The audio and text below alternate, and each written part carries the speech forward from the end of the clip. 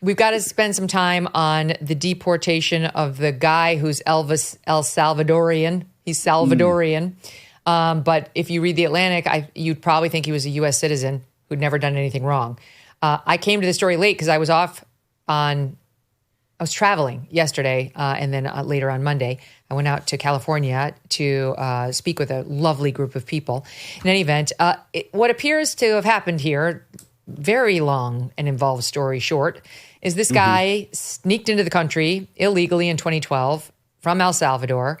He did not claim asylum or any of that nonsense. He ultimately got arrested, and in response to that arrest, wound up in an immigration court where he said, or where others said about him that he was a gang member, and that an immigration judge, found there was credible evidence and that he was, in fact, a part of MS-13, a dangerous gang.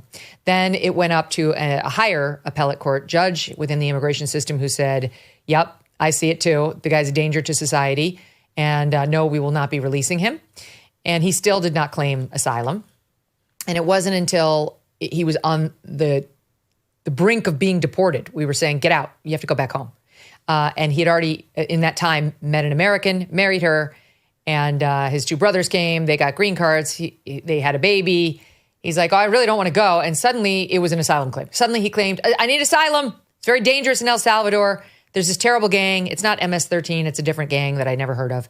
And if I go back home, I'm going to be killed. They're going to kill my whole family because we've been making this, some sort of food in my mom's house that has led to death threats against my mom and me and everybody. And you can't send me back there. It was on the eve of deportation, which does undermine the claim entirely. And instead of saying, you know what, you can have asylum because the statute of limitations had passed on that. You have to assert asylum claims within 1 year of getting here. And he didn't. He was well past it. The judge said, all right, I'll give you temporary protection from removal. And all this judge said was, you may not be removed to El Salvador from the United States. And that is the only blanket of protection this guy had over his head that we couldn't remove. But at any point, we could have removed him to Canada. We could have removed him to Mexico. We could have removed him to Colombia. And what happened since Trump is now doing immigration crackdowns is they arrested this guy looking at that underlying history that I just laid out, saying he's part of MS-13, and a higher court affirmed it and said, you got to go. And if they had deported him, even without a hearing, to any other country, including Colombia or, take your pick, they would have been fine. But instead, they deported him to the one country he's not supposed to go to under that non-removal blanket, which was El Salvador. However, Trump is allowed under the law even to remove him there if the threat that existed when we gave him the temporary protection has abated, if it's been lifted, if something's happened in the country. And there's a real argument. I guess the president Bukele of El Salvador has cracked down on this other gang. It ends in 18. I can't remember. There's MS-13, and then maybe this is MS-18. I can't remember, but it's 18. He's completely apparently eradicated this gang in the intervening years. So even then, Trump would have had an argument that, you know what, the circumstances that led to his temporary removal have abated, and under the law, I'm allowed to say they've abated and he's out of here. But he should have had a hearing about that, and they didn't give him one. So that they did commit a violation of procedure, and that's the story. It's not great, but I will tell you up front, I view this the same way I view the death of Palestinians. It's all on Hamas. It's all on Hamas. That's really how I see it. Hamas committed a terrible, atrocious terror attack, and they invited this unleashed violence into their region that wasn't there. Israel had no choice but to eradicate Hamas and gave warnings and tried to tell everybody we're about to do it, and this is where the bombs are going to fall. Hamas uses its fellow citizens as human shields, and so I blame them for the violence that has happened there thereafter. And that's how I see this. I think this, too, is the Democrats' fault. You opened the borders. You created a national crisis. You let someplace between 10 and 20 million illegals flood into the United States, many of whom got Social Security numbers, many of whom we're now seeing actually voted, many of whom are taking our social services that we can't afford for our own people. Get out. Finally, Trump is getting them out of here. And will there be some small, minor administrative mistakes in the process? Yes, that too is on the Democrats. You created this problem. Trump is trying to solve it. That he doesn't solve it perfectly on every day and in every way is not on him. It's on you. You created a firestorm of immigrants that we're now trying to get rid of, and it's not going to be perfect or pretty. Okay, so that's where I stand on it. My libertarian friends, I have a feeling you feel differently. I agree with most of the explication of the situation. And it's one of the things I love about you. Like, you get all of the details with respect to the kind of nuances of the case, and that's totally appropriate and important. But I want to draw a quick analogy to free expression, and I'm on the board of the Foundation for Individual Rights and Expression, America's premier, and perhaps the planet's premier civil liberties organization. Yep. I mean, and people like us, and I mean us collectively, all four of us, and most of the people watching, I'm sure, are rabid free speech defenders. And what that means is that in many instances, you find yourself defending people who are saying awful things, or awful people who are saying things that are just fine and ought to be okay. And it becomes a difficult circumstance when most of the time that's greeted with a kind of disingenuous, well, you think it's Holocaust denial is great. And it's not that at all. Right. We know that the procedure matters. We know that the marginal kind of edge cases matter a great deal. And here we have a somewhat edge case, like a guy with a somewhat dodgy record, an uncertain circumstance with respect to the kind of his legal status and situation, but an admitted mistake on the part of the Trump administration, at least by the Justice Department, that there was a clerical error of sorts and they probably shouldn't have done things the way that they did it, which is at the core of much of the consternation about these deportations. Like it's easy to kind of talk about this in apocalyptic ways that are perhaps too absurd, but it's also important to just acknowledge what is happening here. We do have a circumstance where people who work for the U.S. government will show up. They will tell you what agency they're from, but sometimes they're in masks, sometimes they're in unmarked vehicles, and they will kind of spirit you away, and they'll move you around to different facilities in order to make it hard for you to kind of mount a legal defense for yourself, and then they'll ship you off to a country where we have very credible reports of systematic human rights violations and all sorts of other bad things. Is that the kind of America that we want to live in? Is it better that they're going into the prison there as opposed to just wandering in El Salvador? I don't know. I don't know. You know, there are all sorts of nuances here. And I think just in general, all I'm trying to underscore here is, at a minimum, it's relevant that there are technical issues here. It's relevant that there are court objections, and it's relevant that there are kind of public relations issues. But at the core is this idea that there are certain principles that we defend in this country, and sometimes we have to defend those principles even in contexts where there are people who are perhaps a little noxious, when there are circumstances that make this less than ideal. And one of the things that I'm kind of most frustrated by is like J.D. Vance's response to this. No, I can't disagree with in principle. It's just, we're at an emergency level here. You know, Americans are getting killed. They're getting gutted and murdered by these animals, like the guy who killed Laken Riley, the guy who killed Jocelyn Nungari, a 12-year-old girl who got bound, sexually assaulted, and thrown off a bridge. F these guys. I don't give a shit about their hearings. I don't. I have to be honest. We're not deporting American citizens. Nobody has said, oh my God, there's an American in the El Salvadorian prison. They are screening. And the vast majority of these folks are already under a removal order, have already been adjudicated, and it might be all of them. I'm trying to figure this out right now, whether everybody who gets on board one of these planes is actually under an order of removal that's already been handed down by a judge. They just then, what Biden was doing was, you get that order and then he send you right back out in America. Now, Tom Homan's actually trying to find them, but I'm pretty sure it's either the vast majority or it's all. So they have had, in the vast majority of these cases, some due process, some hearing afforded to them, way more than they... Mm-hmm. Yeah, way more than you get in any other country. It's not like we've totally abandoned our principles. And then there's that group under the Alien Enemies Act, which was treated differently, and that's playing out in the courts, and I'm on Trump's side on that too. But the left would have you believe we're actually just rounding up, literally, like we joked about at the top of the show, the Linda Kellys of the world. You know, because they have a tattoo and a FUBU shirt, which is not exactly the same as being a member of MS-13, which apparently they all love Michael Jordan, and they wear red, and they wear Michael Jordan sweat clothes in addition to a certain set of tattoos. And I'll say one other thing. I realize you can have tattoos, whatever, but, and they say, and it can be ambiguous, they say like a crown, and there are certain other ones. But if you look at that photo behind Kristi Noem, which I was very critical of her for doing, I did not appreciate her using human beings as props for her little photo op.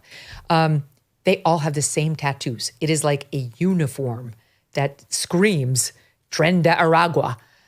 Okay, so anyway, you guys keep going on why I'm wrong. Anytime that you say that, I'm normally a favor of due process, but, there is an emergency, my brain goes like, yeah, I remember 9/11. But you don't see a difference on illegal immigration? I mean, we're not on illegals. You understand they get some measure of due process in the United States, but they are not entitled to anywhere near what a U.S. citizen would get. Right. And I understand that in this particular case, the administration acted in defiance of a court order, and I just can't get with that. Would you care if he had been deported to Colombia? I don't think I would have cared if he'd been deported to Colombia, to be honest with you. Okay. It's the technical violation of the hearing. That's fair. Well, I mean, it's also this administration and J.D. Vance in particular, they've been cruising for a bruising. They want showdowns with the judicial branch. They like this stuff. J.D. Vance, who has misrepresented this case on several occasions, I think. He said the guy was convicted of being part of MS-13, MSNBC, MS-13. It's worse than MS-13. It's MSNBC. It's worse than we knew. Now we're all in favor of him going. He said he'd been convicted, and that's not right. He was adjudicated by an immigration judge, and then that was upheld by an immigrant. But it's not the same as being convicted. And he said that when he got into all this trouble with the courts, it was 2019 under the Biden administration, and that was Trump in 2019. Yeah, but he also said it's gross for for us to be more worried about gang members than victims of violent crime, which is profoundly disingenuous. I mean, no, it's true. The left is, but maybe the left is, but I'm not. And I don't know that I would make that claim about the left. But he's saying it publicly. That is the response to kind of categorically from J.D. Vance. And I get it. Again, he's a politician. I expect Where was the in-depth piece by The Atlantic on Jocelyn Nungare? Where was that? I can't speak to that. Maybe he's the Atlantic right. isn't That's getting because it right. he's But right. They care more are about these illegals who very much look like they're members of MS-13 than he does about the little girls, than the Atlantic does about little girls getting sexually assaulted and murdered at 12. If he'd said it about the Atlantic, he might be on slightly better footing. But he made a categorical statement and suggested but he was in a fight with the Atlantic. He started it off by attacking the Atlantic. It was in that same thread. Ted Cruz made a very similar and very similarly sweeping argument too. Ted Cruz, who once self-styled as a constitutional conservative, this is not a constitutional way to act in defiance of a judge's order. And that's why the administration acknowledged its error, is that you do have to at some point say, whoops, did a bad one here. That type of broad sweeping language, again, is something that as a civil libertarian, I've been hearing for 38 years. Anytime the other team, and for me, it's always another team, has the presidency, there's always an emergency. Right. And so therefore, we have to go through TSA. We have to invade Iraq. We have to do this. We have to withdraw this procedure that we used to have beforehand. And as someone who is married to a naturalized citizen, I remember very specifically the layers of procedures that were taking away in the 1990s, bipartisan, signed into law by Bill Clinton when there was a big anti-immigration push in the mid-90s from both parties. That made it possible for there to be border guards at points of entry who, if they didn't like your look and you had not gotten your protected status yet, you hadn't got a permanent green card, they could just stamp "do not entry" on your passport and you were screwed for 5 years. Those are the good old days. Yeah. I was like, we're not doing this to U.S. citizens.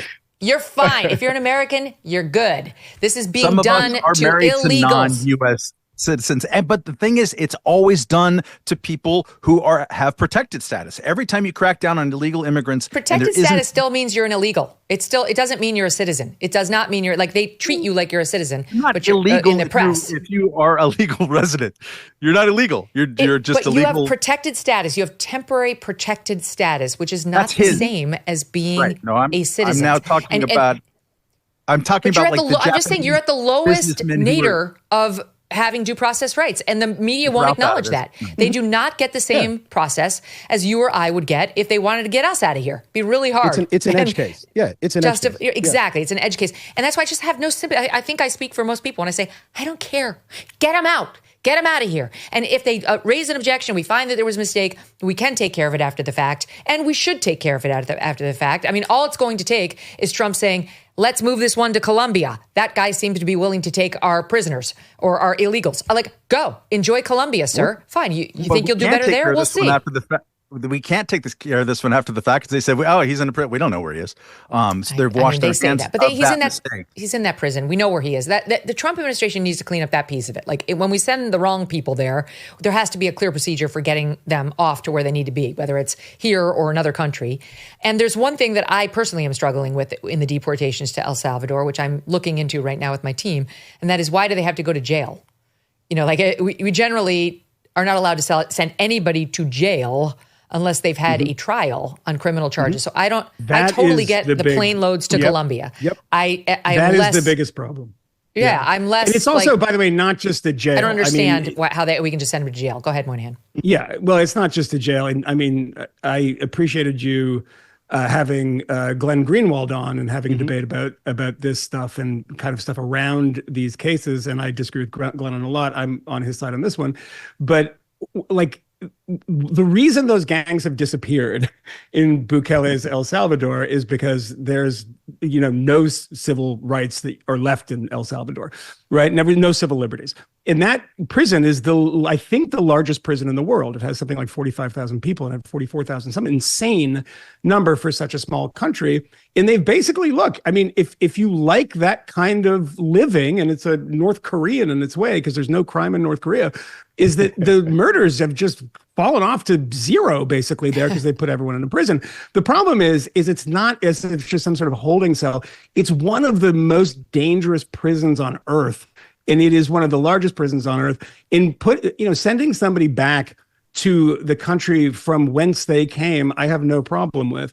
Sending somebody to a third country and then depositing them in a prison should bother the conscience of everyone. And I don't think that's, should they be here? No, of course not. I've gotten much more hawkish on certain immigration questions as the kind of number of people swelled, and you saw it everywhere in New York City, and you're like, wow, this is actually a problem that people are being incentivized to come here. And obviously that incentive has been removed, but you can do that without created by showing El Salvador on the television, and this is where we're going to send you. Yeah, and that's wrong in my estimation, because it would also be a disincentive if we shot them in the middle of the street. We can't do that either. We shouldn't do things that are good disincentives that are themselves immoral. I mean, putting people in prison or un-American. It's un-American. I just think it's like sending somebody to a third country that they are not from and into their prison system without a trial is just mind-boggling to me. Yes. Tariff wars, stubborn inflation. No wonder gold has been routinely hitting all-time highs. In volatile markets like the one we have now, don't sit on the sidelines with your head in the sand. You can take control and safeguard your savings. This is why so many Americans today are turning to Birch Gold Group. They have helped tens of thousands convert an existing IRA or 401k into an IRA in physical gold. Is it time for you to hedge against economic instability with gold? To learn how to own physical gold in a tax-sheltered account, text MK to 989898. Birch Gold will send you a free, no-obligation info kit. Again, text MK to the number 989898. With an A+ rating with the Better Business Bureau and countless 5-star reviews, Birch Gold has helped many protect their savings with gold. It took us decades to get into the tangled mess they're trying to unpack right now in D.C. How long will it take to get out of it, and at what cost? Text MK to 989898 today. Thanks so much for watching. If you like what you just saw, hit the subscribe button for more clips and full episodes.